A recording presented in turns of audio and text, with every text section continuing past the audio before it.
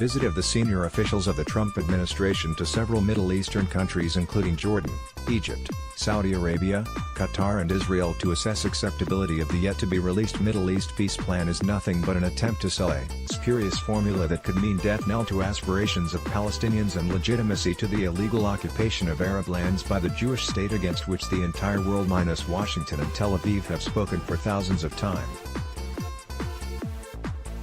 The mere fact that the team is led by Jared Kushner, son-in-law of the U.S. president, is itself manifestation of a clear tilt towards Israel, notwithstanding claims of the Kushner that they were in the region to talk about humanitarian crisis in Gaza and facilitate peace between Palestinians and Israelis.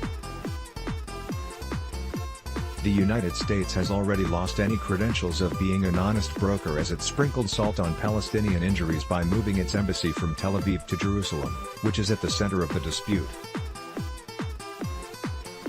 No formal details of the plan have been announced, which is expected to be officially launched in August this year, but information leaked through different sources say it is aimed at getting Palestinians to settle for a mini-state in Gaza and parts of the West Bank, with a foothold in Jerusalem. This would fall far short of long-standing Palestinian demands for a state in the entire West Bank, Gaza and East Jerusalem, lands Israel captured in 1967, with minor border adjustments. Details of what transpired during talks between the U.S. team and officials of Arab states, but it is understood that Palestinians would not trust Americans under the prevailing circumstances, especially when their bias is clearly known and the plan itself expects sacrifices from Palestinians and no flexibility from Israel.